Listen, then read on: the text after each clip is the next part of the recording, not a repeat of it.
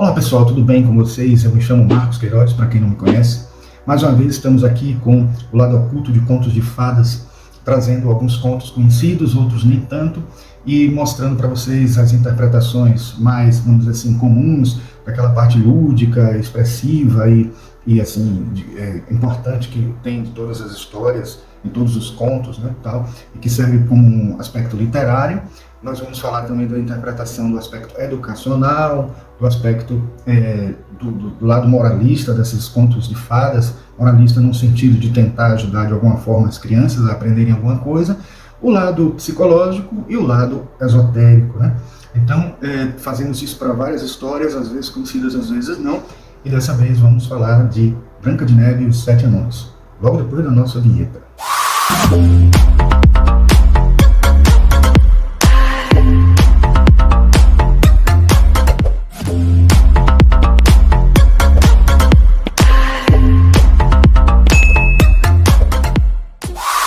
Então, esse conto de fadas, ele tem sido muito polêmico ultimamente, porque está sendo preparado um live action do Walt Disney, né? Que o estúdio Disney está trazendo todas as histórias que já foram lançadas em desenhos animados, agora em live action, que é com pessoas mesmo, né? Então, a de Branca de Neve e os Sete Anões está sendo polêmico, porque muitos estão questionando se ainda vale a pena falar de uma história dessa que trata de anões e fala da palavra anões assim, sem dó nem piedade, no sentido de não considerar essa palavra politicamente correta. Mas isso não é um consenso. Na verdade, os próprios anões, muitos deles questionaram esses posicionamentos, porque aquele Kim Cage, se não me engano, o ator que faz aquele anão no Senhor do Guerra dos Tronos, né, Game of Thrones, e ele questionou se deveria ser ainda tratados esses assuntos, assim, como trazer à tona uma história como essa, que talvez não tenha tido um tratamento muito cuidadoso na época.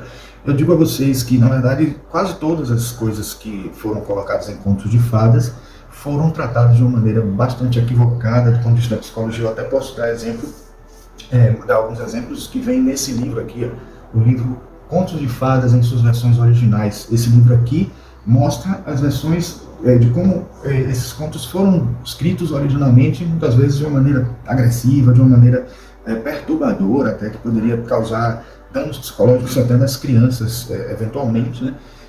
Mas eles foram trabalhados ao longo do tempo, até os próprios conhecidos nossos, né? Os irmãos Grimm, né? O Charles Perrault, aquele Christian Andersen, que trouxe modificações em alguns desses contos dentro da sua versão original, principalmente os irmãos Grimm, que trouxeram um aspecto mais católico, uma visão mais cristã e tal. Eles fizeram modificações tentando tornar esses contos mais úteis, né? Então, eu acho que essa polêmica é complicada, porque inclusive alguns anões se queixaram da crítica desse ator, dizendo que eles também precisam trabalhar. Eles são atores, né, e possuem nanismo, né, e eles precisam de trabalho e não tirar anões, ou não colocar os anões, ou até mesmo não colocar a história Branca de Neve e os Sete Anões para os tempos de hoje, pode fazer com que eles também não consigam trabalho, que seria uma boa oportunidade aí de 7 atores poderem atuar. A verdade é que os desenhos transformados em live action da Disney não fizeram muito sucesso não, tirando o Mowgli, que foi um dos primeiros, quase todos os outros foram muito criticados. Eu gostei muito do Rei Leão, gostei muito de Aladdin, mas alguns outros eles foram deturpados, muita gente critica muito o Mulan, que perdeu muito do seu original, e muita gente também questiona por que a Disney iria fazer um live action exatamente igual ao desenho animado, sem mudar nada. Isso seria interessante, né? A Bela e a Fera também foi muito legal, eu gostei. Agora, também modificar bastante a ponto de alterar, como por exemplo essa ideia de talvez tirar os anões e colocar eles como duendes, ou como seres, quem sabe até como poderia ter sido pensado originalmente, mas nesse caso, realmente eles não eram duendes, eles eram anões mesmo na história original, mas vocês vão ver que tem muita coisa que foi alterada. Mas também, por outro lado, tem muita informação, muita utilidade prática e terapêutica a leitura de Branca de Neve e os Sete Anões. Então eu começo com Era uma Vez. Então a história ela pode ser resumida como uma rainha má que consultam um espelho mágico diariamente para saber quem é a mais bela do reino. Quando a resposta deixa de ser ela própria, como sendo a mais bela, né, a rainha desenvolve uma obsessão pela beleza de Branca de Neve, sua enteada. Ela ordena a morte de Branca de Neve, mas o caçador, que ela contratou para fazer isso, né, ele poupa a vida de Branca de Neve, né, trazendo o coração de um animal no lugar de Branca de Neve, tentando enganar a madrasta malvada, que acreditou que realmente Branca de Neve tinha morrido. E ela acaba encontrando refúgio na casa de 7 anões, e a rainha, quando consulta o espelho, ela vê que alguma coisa estava errada, porque novamente o espelho diz que não é ela a mais bela, né, apesar de que ela estava tendo sempre a informação de que havia alguém mais bela que ela, que era Branca de Neve. Isso aconteceu quando Branca de Neve começou a crescer. Essa rainha casou com o rei, que é pai de Branca de Neve, mas ela logo em seguida aceitou a Branca de Neve como filha, e quando ela cresceu foi tomando lugar em beleza da madrasta malvada, por isso que ela acabou sempre pedindo ao espelho que dissesse a ela quem era mais bela, e o espelho dizia sempre que era ela, até que quando Branca de Neve ganhou uma certa idade e disputou a beleza com a madrasta. Quando ela mandou matar, ela percebeu que alguma coisa estava errada, porque o espelho continuava dizendo que era Branca de Neve, que ela ainda estava viva. Então ela resolve agir por ela mesma e elabora artimanhas para matar Branca de Neve, usando um cinto apertado, né, um pente envenenado e finalmente uma maçã também com veneno. Né? E nas 2 primeiras armadilhas, Branca de Neve é salva pelos anões, e a segunda, né, a maçã envenenada, acaba fazendo ela mergulhar em sono profundo, e só depois é que ela acaba sendo salva com a chegada do príncipe, né, nas histórias da Disney, né, do desenho animado da Disney. Acredito que no caso do live action vai ser assim também. Ela é despertada com um beijo de amor verdadeiro. E juntos eles derrotam a rainha, e a história conclui-se com o casamento da Branca de Neve com o príncipe, enquanto a rainha má enfrenta um destino trágico. Bom, isso é um resumo que passa por cima de um monte de coisa, mas algumas coisas que a gente passou por cima, a gente vai retomar na interpretação, nas várias interpretações que a gente falou, que vamos fazer, né? Então, subjacente a essa narrativa do conto, ela oferece interpretações psicológicas profundas, expressando temas como vaidade, resiliência, dualidade da natureza humana, né, bem e mal, e o poder transformador do amor verdadeiro. Isso, inclusive, nas modificações que foram sendo feitas ao longo do tempo. A gente não pode dizer que as modificações não foram prejudiciais, e não podemos dizer também que elas não foram educacionais e úteis no processo de transformação da própria sociedade e do que a sociedade cria para ela mesma, no sentido de trazer benefícios, de trazer algum tipo de utilidade, não apenas educacional, terapêutica, mas também psicológica, evolutiva, né? A jornada da Branca de Neve simboliza a superação de desafios, né, e a descoberta de qualidades inferiores verdadeiras, enquanto a Rainha Má representa a complexidade e a dualidade inerente à natureza humana. A gente pode ter diferentes interpretações de diferentes autores, óbvio, porque a interpretação é uma coisa subjetiva, por mais que tenham pontos ali chaves que possam estar sendo influenciadores, utilizados, né, pelos próprios autores e pelas transformações ao longo do tempo. Eu diria até que as modificações feitas por Walt Disney tem a ver com o fato dele ser maçom e ele ter utilizado alguns conhecimentos esotéricos da maçonaria nos contos, né, alterando um pouco, mas os próprios irmãos Grimm também tinham conteúdos esotéricos que eles colocaram subjacente ao contexto. Bom, os aspectos literários que a gente pode dizer, já que eu gosto de dividir sempre a nossa interpretação aqui nesse bloco em quatro interpretações. A primeira delas seria as interpretações literárias ou lúdicas. Então, proporcionar um entretenimento, né, e criar uma identificação, uma empatia com os personagens do conto, promovendo com isso um lazer que nos faz descansar mentalmente, escapando dos problemas ou preocupações corriqueiras associadas à nossa vida particular, por mais simples e infantil que ela seja. Ou seja, por mais simples e infantil que a história seja, ela traz conteúdos de redenção úteis não só para crianças, mas também para adultos, né?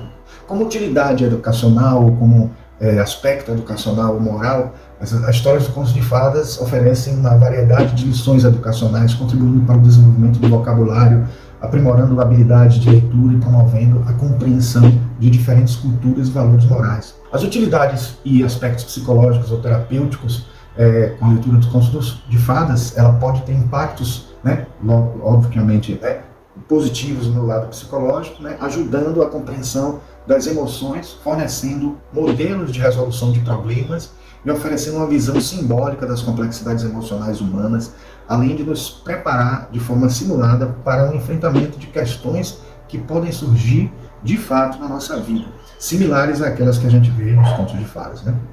E por último, a utilidade esotérica, oculta. Eu gosto sempre de enumerar essas interpretações que nós vamos fazer, porque nem todo mundo assistiu a nossa palestra, que eu até indico aqui nesse card, que é uma palestra que fala sobre essas várias interpretações, vários significados dos contos de fadas, e aí a gente acabou criando uma série de vídeos com cada conto de fadas, tentando especificar melhor como eles podem ser interpretados dentro desses aspectos.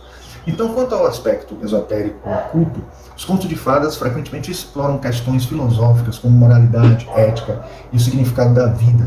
Eles proporcionam um terreno fértil para reflexões sobre valores fundamentais e dilemas éticos.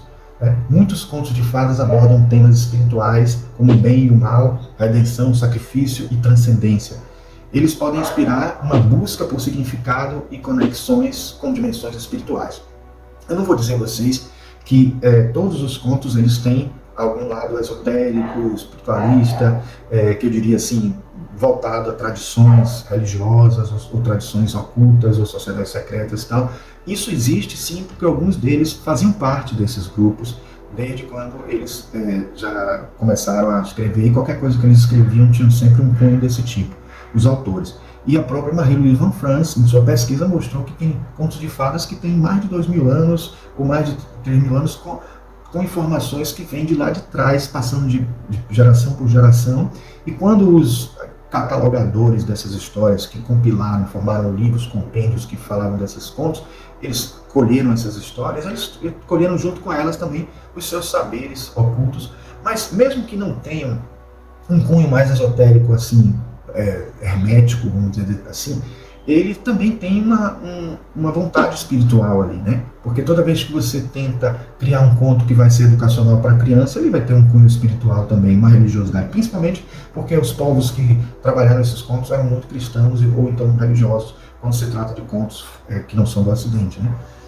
Então, além de mensagens evidentes, né, os contos de fadas muitas vezes contêm significados ocultos e simbolismos esotéricos. Interpretar esses elementos pode levar a uma compreensão mais profunda e enriquecedora das histórias, oferecendo insights adicionais sobre a psique humana, e a jornada espiritual e a natureza do universo. Bom, então vamos partir para as interpretações específicas, né, que eu fiz esse resumo. Eu espero que vocês tenham em mente a história de Branca de Neve e os Sete Anões. Ela é muito grande para a gente ler toda aqui na íntegra, mas tem um monte de detalhezinhos que vão ser úteis aqui e que eu vou chamar a atenção à medida em que a gente precisar interpretar. Já que a gente falou, de um modo geral, já das interpretações lúdicas, né, literárias e das educacionais morais, essas aí são evidentes, são mais claras, são mais diretas, a gente percebe claramente com a simples leitura. Então vamos partir para as psicológicas e as esotéricas, né, as espirituais. Então, as interpretações psicológicas podem ser divididas em algumas partes. Primeiro, vaidade e insegurança. A obsessão da rainha má com a sua beleza reflete inseguranças profundas e a busca constante pela validação externa.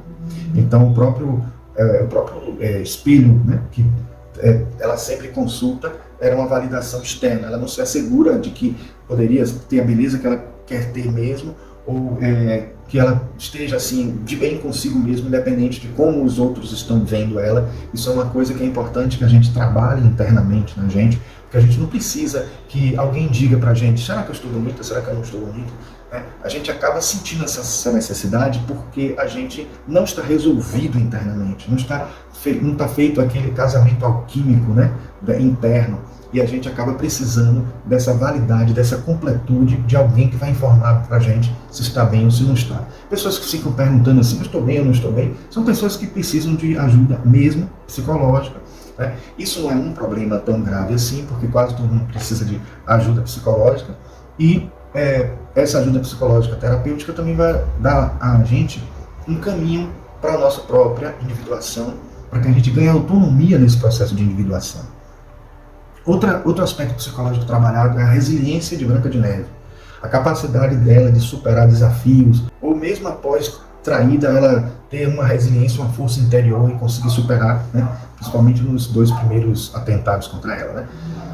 O simbolismo dos números é muito forte aí, né? O número 7 dos 7 anões, o significado simbólico, né? Como a totalidade e a perfeição. O conto também explora as dualidades, né? Como a beleza versus feiura, bondade versus maldade. O despertar pelo amor, né? O beijo do príncipe, mesmo sendo a interpretação da Disney, não dos contos originais, que vocês vão ver que não foi um beijo que ajudou ela a despertar. O beijo do príncipe, ele, como despertar, ele se destaca como um poder transformador no amor verdadeiro. Essa é a mensagem que o Disney quer passar no seu desenho. Né? Tem um cachorro aqui latindo, mas espero que não esteja atrapalhando. E por último tem a dualidade da natureza humana. Né? A Rainha Má representa a dualidade inerente da natureza humana, com elementos bons e maus coexistindo. Bom, agora vamos às interpretações esotéricas. Essa vai tomar um pouquinho mais de tempo. Então, o conto de fadas que a gente está trabalhando aqui pode ser interpretado de várias maneiras, mesmo dentro de uma perspectiva esotérica, ocultista, e até, quem sabe, com um viés assim, teosófico, puxado pelo viés teosófico. Né? Então, dependendo da abordagem que a gente adote, a gente pode ter diferentes interpretações. A primeira delas, a gente pode dizer que é o simbolismo alquímico presente. Né? Alguns sugerem que o conto pode possuir elementos alquímicos, e isso é muito forte, é tão forte que eu acho muito difícil que não seja verdade.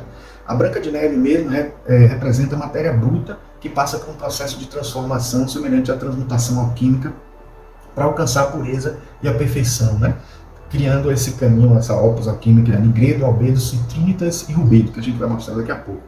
Tem também o sistema setenário, que é a presença dos 7 anões, que pode ser vista como representação de 7 energias, 7 princípios, no ser humano, conforme algumas tradições esotéricas. Cada anão pode personificar diferentes aspectos da personalidade dos 7 temperamentos humanos, que estão associados às 7 cores do arco-íris, ou podem ser comparados aos 7 chakras principais também.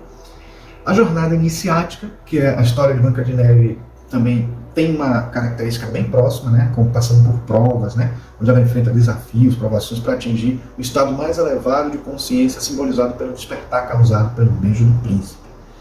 O bem e o mal, a madrasta malvada, a Branca de Neve, representando muitas vezes essa dualidade do bem e do mal, né, que é profunda dentro da perspectiva dos opostos complementares, que a gente vê em Jung, e a gente vê também no Yin Yang, a gente vê também na opus alquímica, né, no processo de complexos opositórios. Né. Os arquétipos junguianos estão presentes aí numa abordagem psicológica que pode ser considerada como personagens. Né. Cada personagem pode ser considerado aspectos internos, né, da gente, arquetípicos, né, refletindo situações da nossa psique interna, e é isso que a gente vai ver também. A própria reencarnação aparece aí também, né, porque podemos explorar a narrativa de a própria dormir e acordar. Alguns consideram que a própria criação humana representada ali, o desenvolvimento evolutivo como um todo de qualquer ser humano está representado de uma maneira genérica ali no conto de Branca de Neve.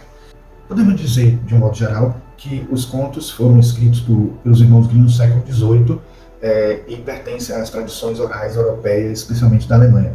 Walt Disney, em 1937, ao adaptar o conto para desenho animado, incorporou símbolos esotéricos, dados, como a gente já disse, né, dado o seu conhecimento de maçonaria e familiaridade com temas de simbolismo e ocultismo. Bom, agora nós não vamos mais ficar presos a uma subdivisão de que se estamos fazendo uma interpretação educacional, psicológica ou esotérica. Vamos usar todas elas juntas, né? Então, alguns pontos que eu queria falar que estão presentes na interpretação alquímica são muito fortes, como, por exemplo, a existência de rei e rainha. Quase todas as histórias têm a existência de rei e rainha, que diz respeito a nossos aspectos masculino e feminino, né? O nosso ânima e ânimos presentes dentro de nós. E, sendo realeza, está dando a entender também que é um exemplo que a gente tem de vida e que serve também como um aspecto psicológico, porque mostra que nossos pais são essa representação, de alguma forma, e eles às vezes desaparecem. A ausência da mãe, que é muito comum, é muito forte, tem um significado muito importante, porque se a mãe é aquele ser que está ali cuidando da gente, nutrindo a gente, durante todo o período de gestação, de nascimento, etc., quando ela desaparece, em alguns casos porque morreu, em alguns casos porque realmente é ignorada na história, né, A gente vê isso em Joãozinho e Maria, a gente vê isso em A Bela Adormecida, a gente vê isso em A Bela e a Fera.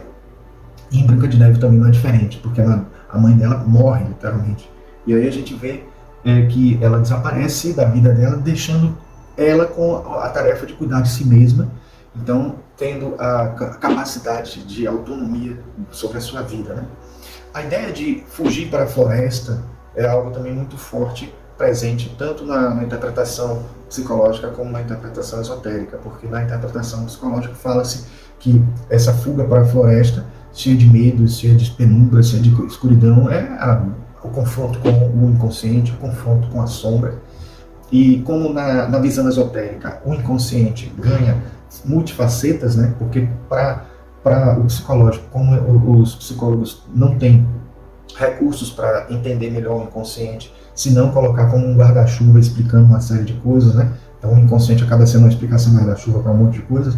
O esotérico ele já entende um pouco que aquela floresta ela tem nuances da nossa profundidade interna, né? De coisas que a gente precisa trabalhar também, como no caso da psicologia, mas subdivide, porque ao mesmo tempo em que a gente aprofunda para confrontar coisas que a gente deixou reprimidas ou coisas desse tipo, a gente confronta o nosso eu interno, as coisas que a gente precisa transformar para a nossa redenção, né? Do ponto de vista educacional e moral é fácil de perceber quando a gente conhece a presença de uma mãe bondosa em uma madrasta malvada, né? Mas se a gente for a fundo no aspecto psicológico, aí a gente vai entender que uma é a ânima positiva, a outra a ânima negativa, que Jung se refere muito, até fala muito no livro vermelho, né, dele, que é aquele lado sombrio que a gente precisa trabalhar, precisa confrontar, né, e ela acaba confrontando nessa experiência do conto, né.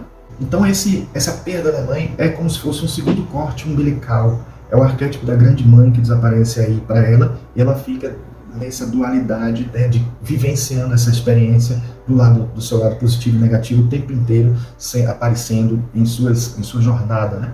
Se morre a mãe, ela precisa trabalhar a energia masculina que nos faz enfrentar a vida e nos defender dos males que surgem, né?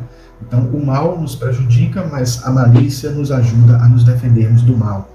Entendendo do ponto de vista psicológico que todos os personagens são subpersonalidades de uma só pessoa, que é aquela que está em questão, em análise, né? Partes integrantes da psique humana, a madrasta malvada substitui a mãe, que seria a ânima negativa que Jung cita no seu livro vermelho, né? E que corresponde à sombra da ânima.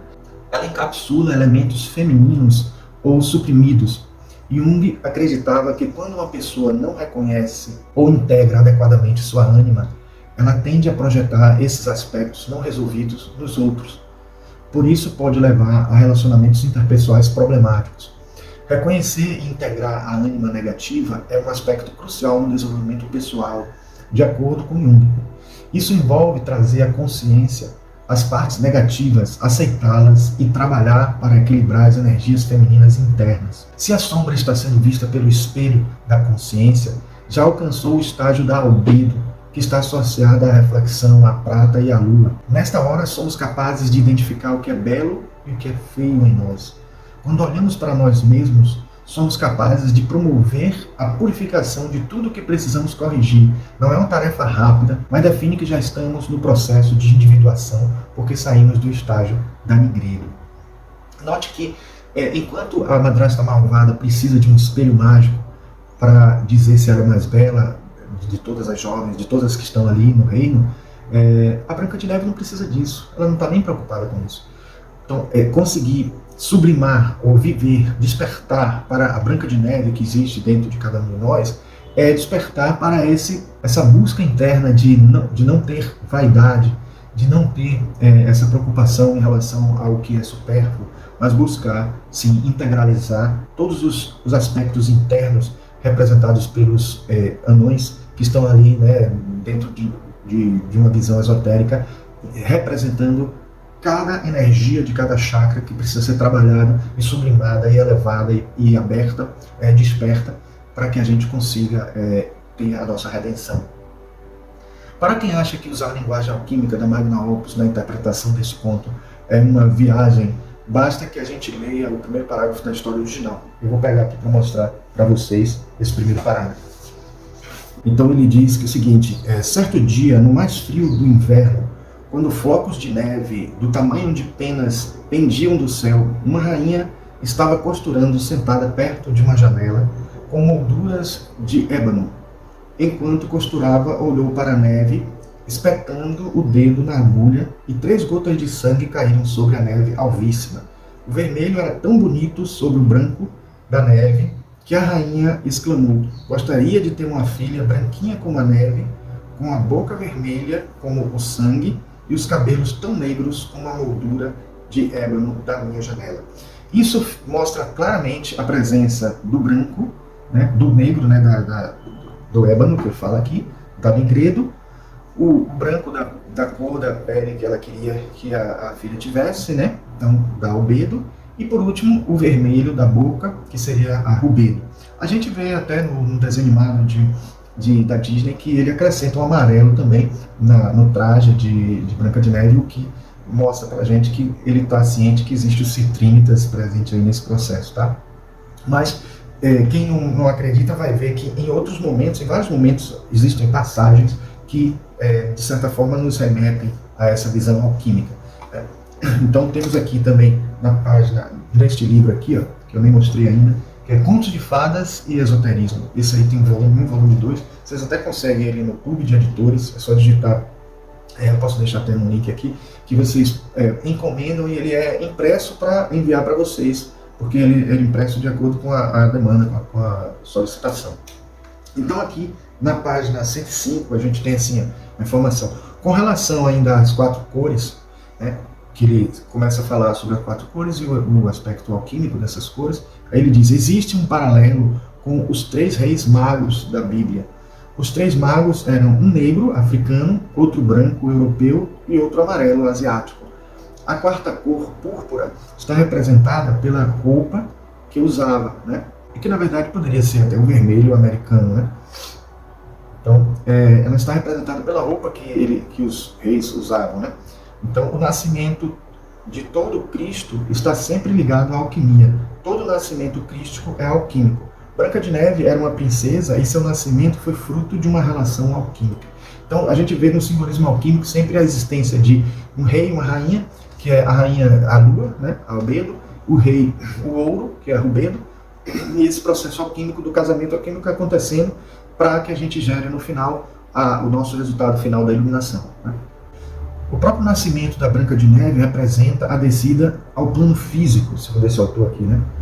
A rainha representa a mãe divina e sua morte representa a sua interiorização na descida do plano físico. Então, do ponto de vista esotérico, a entronização da mãe divina corresponde ao que no lado psicológico, na interpretação psicológica, seria essa busca de autonomia, você internalizando através da ânima a sua visão do feminino, de comportamento feminino, como deve ser como no futuro, né, a partir do aprendizado com a mãe, né? E aí retroagindo ainda mais o próprio processo educacional, das lições que a mãe traz, ainda que seja de uma maneira bem externa, dando lições até com regras morais, etc. Tudo isso a gente vai recuando até chegar às interpretações mais básicas, né? E chegar à interpretação literária que faz com que a pessoa que lê a primeira vez possa até ter um entendimento lúdico e ser só uma distração, que é algo terapêutico também, né?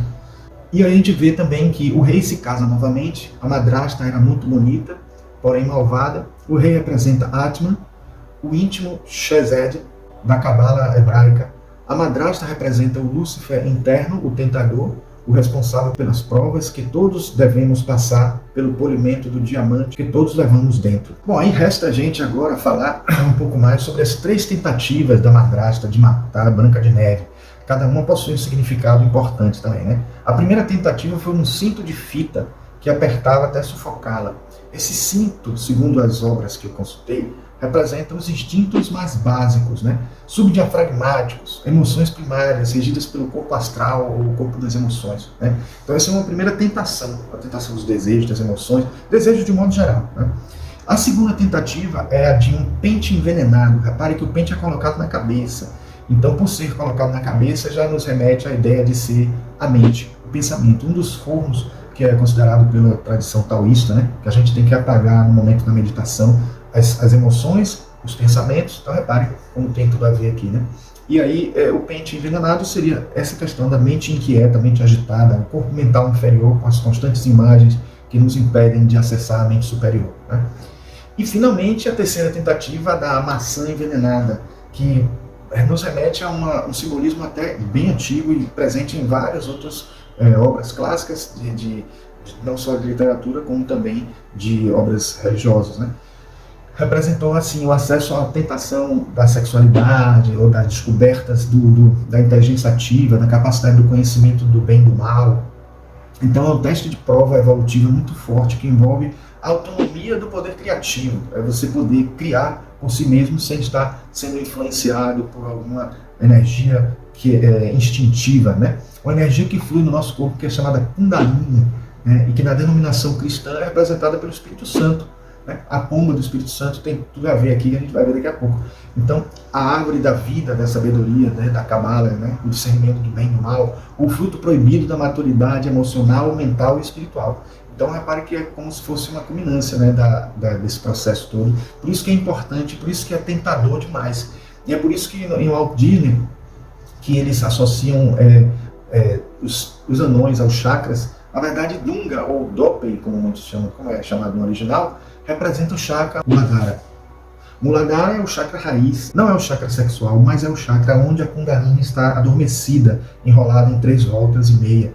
Então é lá que ela mora e é onde pode nascer o desequilíbrio pela inocência ou mesmo pelo desconhecimento dos poderes que ela contém. Quando a cobra dá um bote, ela vai assim de uma maneira agressiva e instintiva, né? Então por isso que muitos consideram que o chakra onde estaria a Kundalini seria o sacro, o seguinte, porque quando ele é desequilibrado, apesar de ele estar no chakra básico, ele dá um bote e pula direto para o outro chakra, desequilibrando o chakra seguinte.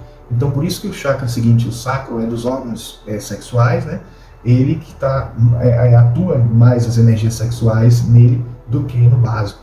Mas o chakra básico é a representação de Dunga, e Dunga, vocês notem que ele é aquele que sempre fica para trás, é mais atrapalhado, ele se confunde com as coisas, e é aquele que sempre é o último a ser equilibrado, né? É aquele que precisa ser equilibrado por final, e quando se consegue equilibrar ele, se consegue um resultado, né, de um despertar bem mais completo.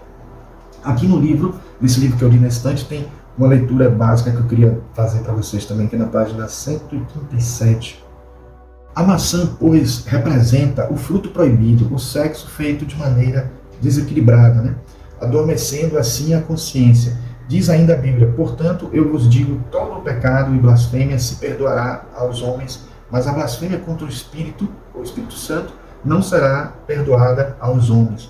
Então, primeiro que a gente tem que entender aqui é que o sexo desequilibrado não quer dizer um sexo, a mesma coisa que sexo descontrolado. Não tem que dizer assim, como é que eu vou controlar a sexualidade e ela deixaria de ser a energia que é, e que a gente realmente perde o controle por completo.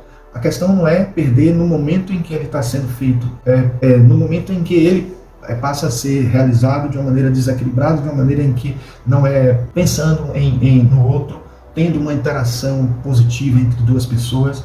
Então isso é uma coisa importante para levar em consideração, porque muita gente, dentro de uma linha evolutiva, espiritual mais, digamos assim, mais radical, vai considerar a necessidade da abstinência. Outros vão dizer que é preciso fazer ele com equilíbrio, considerando que ainda não é para aquela pessoa o momento de se libertar desse tipo de prática, desse tipo de realidade. Mas o que é importante que a gente entenda é a necessidade do equilíbrio na prática da sexualidade.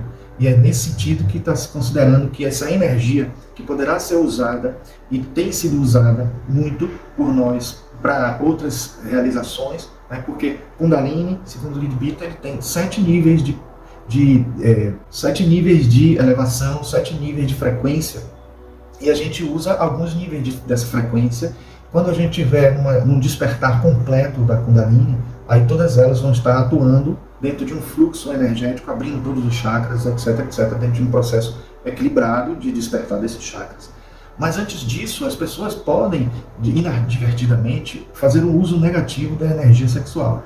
E isso vale para todas as energias. Então acaba sendo mais polêmico a energia da sexualidade, porque as pessoas sentem que às vezes até uma atração muito forte, para não dizer assim, um vício muito grande dentro dessa área, assim como tem em outras áreas também, e aí acabam não compreendendo muito bem as lições que ocorrem dentro dessa área da sexualidade.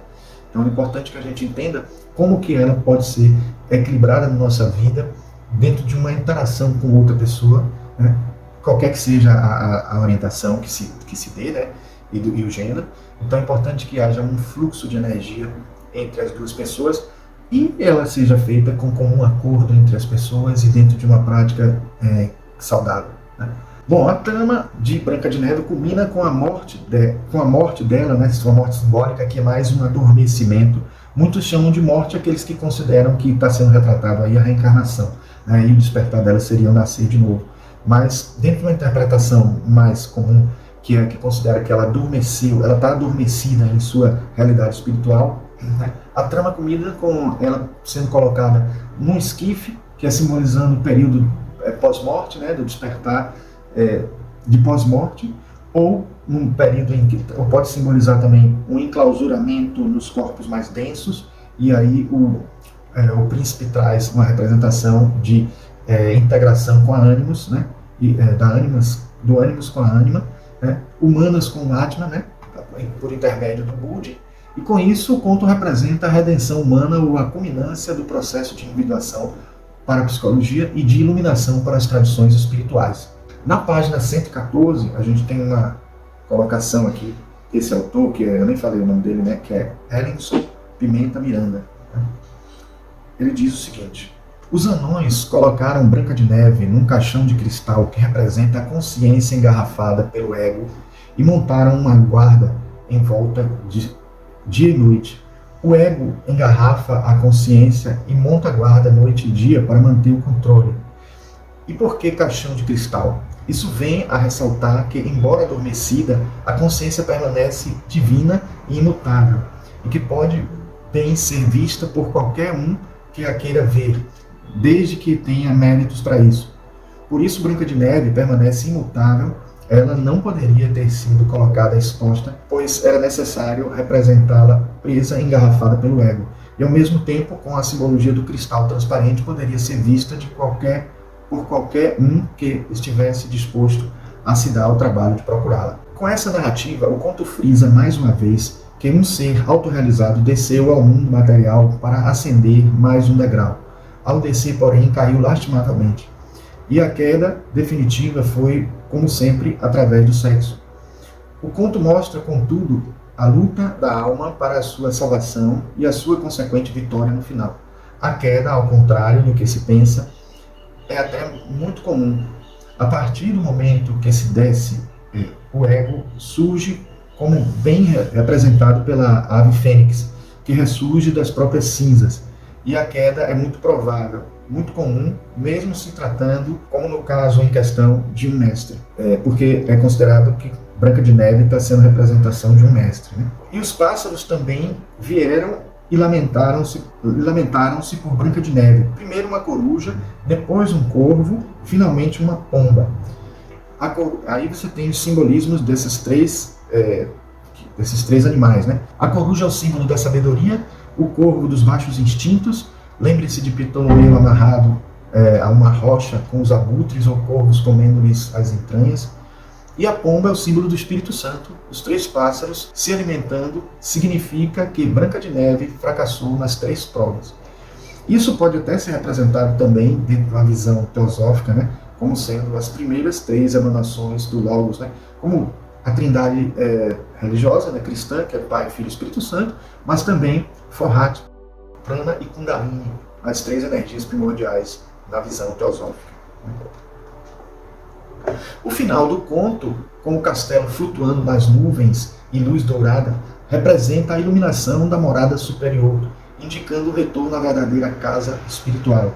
Em última análise, todos nós, como Branca de Neve, vivemos nas experiências materiais adormecidos para a realidade espiritual, mas com a possibilidade de despertar e retornar à moralidade divina. O conto, assim, reflete a jornada espiritual, como nos lembra a exortação de Paulo em Efésios, capítulo 5, versículo 14, sobre despertar dos mortos para a iluminação em Cristo.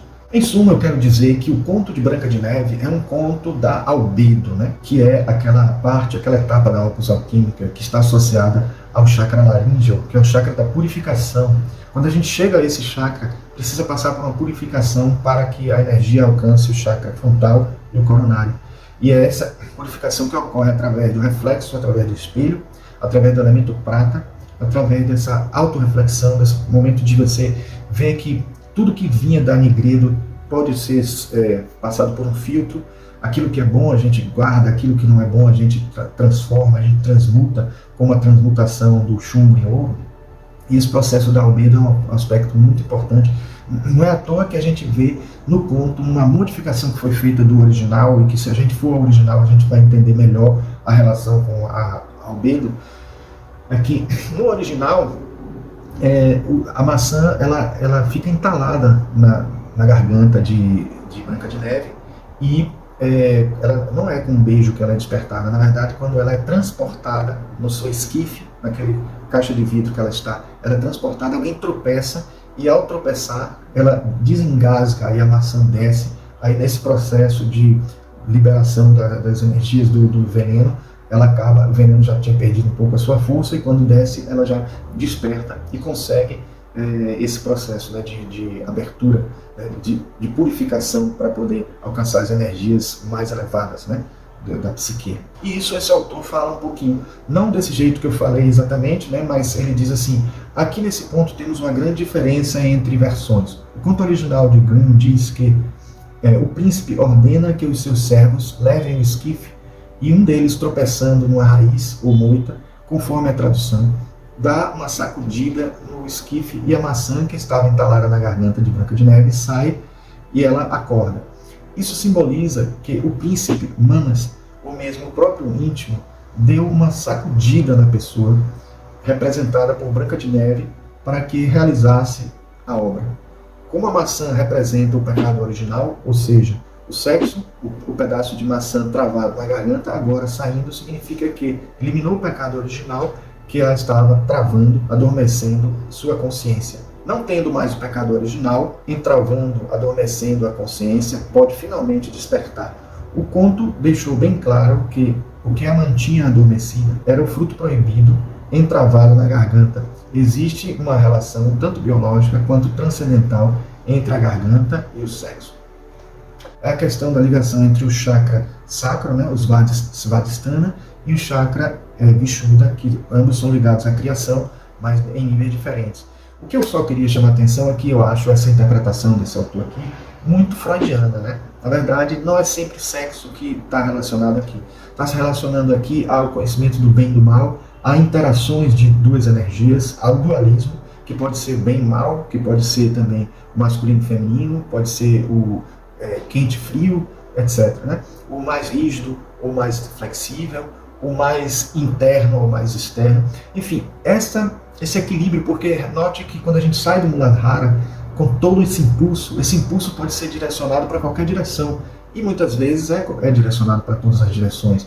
Mas depois, quando a gente entra no chakra Svadhisthana, que é o sacro, a gente precisa equilibrar entre as polaridades, dividir um pouco o peso dessas energias, não sendo unilateral. E é esse o processo que começa a partir do chakra Svadhisthana, e a partir do momento que a gente desperta entre o bem e o mal, entre o conhecimento do bem e do mal, e esse processo de discernimento, né, e que vai culminar no nosso chakra laríngeo, e depois, para poder isso ser bem equilibrado quando chegar no chakra frontal, que é aquele que tem só duas pétalas, né, e outras menores, e a gente representa o lado hemisfério direito e esquerdo do cérebro, e aí chegando lá já tem esse equilíbrio das polaridades, né? Então a gente tem um complexo opositório bem resolvido quando chega lá. Então, repare que é uma coisa muito mais profunda do que simplesmente a relação da sexualidade, porque a sexualidade é só um dos aspectos, né? É só um dos aspectos que podem ocorrer divisão no nosso conteúdo energético. E além disso, dentro de uma perspectiva junguiana, que estudou todas essas teorias lá, todos esses conhecimentos das tradições antigas, ele também passou por essa transição, tentando complementar melhor as informações que vinham, né, em relação aos chakras da Kundalini Yoga, etc. E ele fala muito bem que essa energia nem sempre é colocada na sexualidade, mas pode ser transmutada com equilíbrio ou sem equilíbrio, em outras áreas. Então, por isso que a gente não pode dizer assim, sublimar, não utilizar essas energias dentro da área sexual, está se tornando evoluído, porque também você pode direcionar para outros caminhos não muito positivos. Então é importante que a gente entenda o que é que está por trás, na essência do saber que vem para a gente através dessas informações, e que está na essência, mesmo que de modo indireto, quando a pessoa tenta passar uma mensagem, lá no nosso íntimo a gente está passando uma mensagem que tem um lado arquetípico, inconsciente, ou um lado espiritual que a gente não consegue revelar diretamente, e que os autores dessas obras, desses contos de fadas, tinham ali para transmitir para a gente, e transmitiam de uma maneira belíssima. Não é à toa que todos os contos de fadas são terapêuticos para todos nós, e foram muito úteis para a gente na nossa infância, e podem ser úteis até os dias de hoje, né? Acho que ler livros como esse, né? Eu vou mostrar aqui até alguns que temos aqui que eu estou trazendo, não são todos, mas só os que tem o conto da Branca de Neve e os Sete Anões, né? Que são os livros de irmãos Grimm, de modo geral, certo? Então, pessoal, espero que vocês tenham gostado. Eu agradeço aqueles que ficaram até o final. E quem gostou desse vídeo, por favor, deixem um like aí, né? Se inscrevam no canal e apertem o sininho para a gente poder estar em contato o tempo inteiro. E toda vez que um vídeo novo sair no nosso canal, vocês terem conhecimento pelas notificações que aparecerão para vocês quando vocês entrarem no YouTube, tá certo? Então, nos vemos no próximo vídeo. Um grande abraço.